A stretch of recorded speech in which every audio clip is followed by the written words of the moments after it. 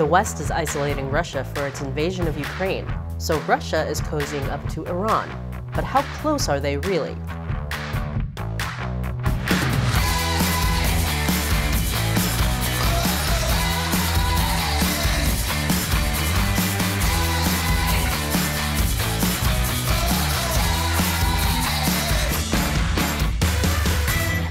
Welcome to America Uncovered. I'm Shelley Zhang, filling in today for Chris Chappell.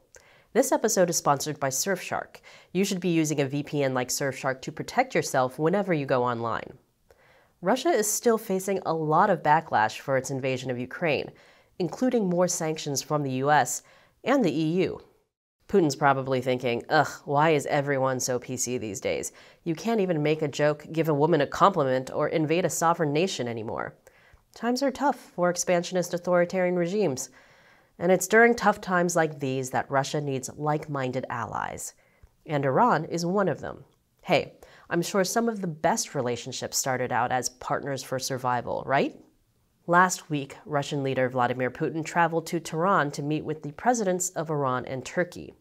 It was part of the Astana peace process to discuss the Syrian conflict. Yeah, that's still happening. And Russia, Turkey, and Iran all have a strong military presence in Syria. But a peace process with Russia, Iran, and Turkey sounds about as productive as having a don't knock things off the counter conference with my cats.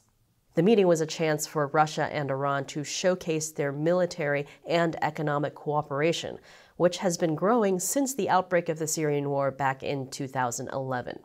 And it comes just days after U.S. President Joe Biden visited Israel and Saudi Arabia, two countries that the Iranian regime totally hates. There's some real Jets versus Sharks vibes here, except no one wants to see these guys dance. But Iran has definitely been flattering Russia lately. Even before the invasion, Iranian President Ibrahim Raisi told Putin that it was time to take on the power of the Americans with an increased synergy between our two countries. And during Putin's visit to Tehran, Iran's supreme leader Ali Khamenei reportedly told Putin that had he not taken initiative, NATO would have waged war using Crimea as a pretext. So what kind of synergy are we talking about between these two regimes? Well, there's a lot Iran and Russia could do for each other. For Iran, Russia could pressure the U.S. to offer concessions to Iran in the ongoing nuclear deal talks. And thanks to a newly signed energy cooperation deal, Russia could also help Iran develop gas fields and pipelines on the world's second largest natural gas reserves. This is the most nefarious team-up between Russia and Iran since the Iron Sheik and Nikolai Volkov. Maybe we could get Hulk Hogan to defeat them, too. Yeah, that joke was written for Chris. Meanwhile, for Russia, this could be a new economic alliance to evade Western sanctions. Now, if anyone knows about evading Western sanctions, it's Iran. Iran could even give Russia military aid in Ukraine. According to the White House, Russian officials have allegedly visited an Iranian airfield at least twice to review drones. We may see Iran replace the hundreds of drones Russia lost to Ukraine. Our information indicates that the Iranian government is preparing to provide Russia with up to several hundred UAVs, including weapons-capable UAVs, on an expedited timeline. Our information further indicates that Iran is preparing to train Russian forces to use these UAVs, with initial training sessions slated to begin as soon as early July. So they're providing Russia with drones and training them to use them. All of that seems a bit alarming. But Russia and Iran aren't as close as we've been led to believe. I'll explain why after the break. Welcome back. Russia and Iran are hyping up their relationship like they're BFFs. How do you do, fellow outcasts? Yes, Iran and Russia go together like peas and carrots, if peas and carrots were homicidal dictators. But things aren't all sunshine and roses between the two. They're allies against the West, but not when it comes to money. Both countries are energy exporters, but thanks to sanctions, Russia lost a lot of oil trading partners. Russian oil prices dropped, but this ironically made it more profitable for Russia, because with oil prices as high as they are, folks are willing to get cheaper gas from almost anyone. You filled up your gas tank at Bill Cosby's gas station? It was under $3 a gallon. What was I supposed to do? But Thanks to cheap Russian oil, Iran has been losing its share of the energy market. Two key sources of Iranian income, China and India, are choosing Russia's oil over Iran's. And it's not just crude oil. Russia has been offering liquefied petroleum gas and diesel at steep discounts. The same goes for Russian steel. Iran needs to lower prices if it wants to get China and India back, but the cuts in profits would be so severe that one Iranian trader said it's murderous, which is how you know they think it's really bad since they actually called something a murder instead of an honor killing. Competition for buyers aside, there are other reasons for Iran to distrust Russia. Russia and Iran have fought multiple wars over the centuries, and most recently the Soviet Union, along with the UK, invaded Iran during World War II.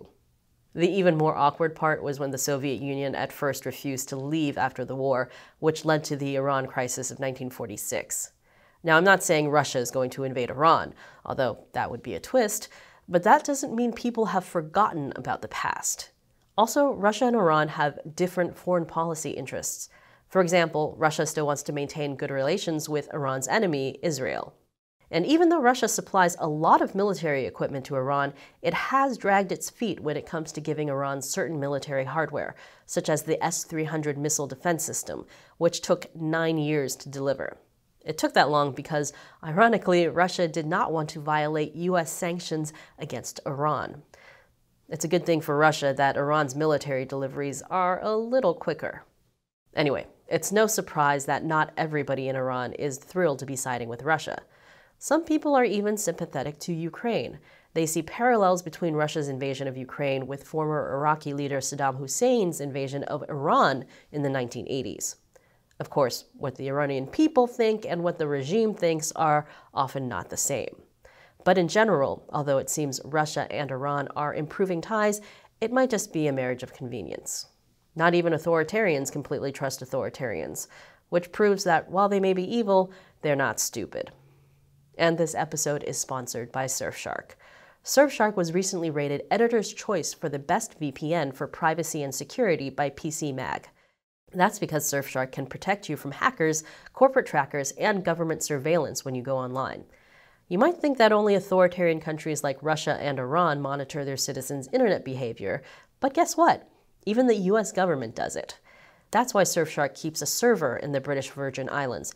You can use that for maximum privacy because the laws there allow Surfshark to not keep any user data logs. Plus, when you get Surfshark, you can use one account across all your devices.